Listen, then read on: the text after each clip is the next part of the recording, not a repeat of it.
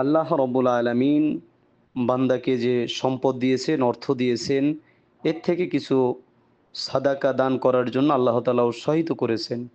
আসসালামু আলাইকুম ওয়া রাহমাতুল্লাহি ওয়া বারাকাতুহু।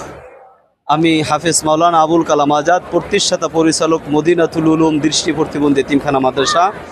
বর্তমানে আজ 8-9-2025 মদিনাতুল মুনাওয়ারা সৌদি আরবে আছি। আলহামদুলিল্লাহ, এখান থেকে কিছু উলামায়ে কেরাম মিশরে যাবেন, গাজা, ফিলিস্তিন। আলহামদুলিল্লাহ, আমিও তাদের ইনশাআল্লাহ। আপনারা যারা এই গাজার, ফিলিস্তিন অসহায় মাজলুমদের সহযোগিতা করতে চান, ইনশাআল্লাহ করতে পারেন আমাদের মাধ্যমে। আপনাদের অর্থ বিশ্বস্ততার সাথে গাজার অসহায় মুসলিম মাজলুমদের হাতে পৌঁছে যাবে ইনশাআল্লাহ। আমরা এখান থেকে মিশর যাব, মিশর সেখান থেকে ফিলিস্তিন এবং গাজা যাব। আপনারা যারা সহযোগিতা করতে চান, হয়তো বিশ্বস্ত কোনো মাধ্যম পাচ্ছেন না, এজন্য অনেকেই করেন না।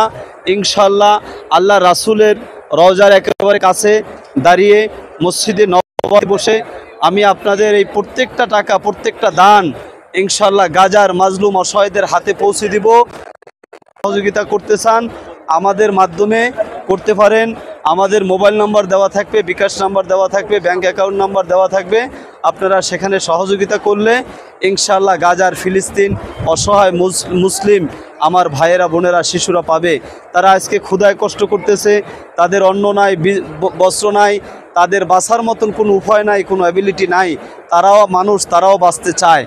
আমাদের সাধ্য অনুযায়ী যদি আমরা চেষ্টা করি, একটু সহানুভূতি করি, একটু সহযোগিতা করি, হয়তো পরিপূর্ণ আমরা পারবো না, কিন্তু আমরা যদি সামান্যতম একটু সহযোগিতা করতে পারি, কাল কিয়ামতের দিন আল্লাহ পাক হয়তো এর ওসিলায়ও আমাদেরকে আল্লাহ মাফ করে দিতে পারেন। আল্লাহ প্রত্যেককেই তার জিম্মাদারি সম্পর্কে জিজ্ঞাসা করবেন। কিন্তু আমাদেরও যে জিম্মাদারি ছিল তাদেরকে সহযোগিতা করা, তাদের পাশে দাঁড়ানো, কিন্তু আমরা তো পারি না। আমাদের দেশ থেকে অনেক দূরে। আলহামদুলিল্লাহ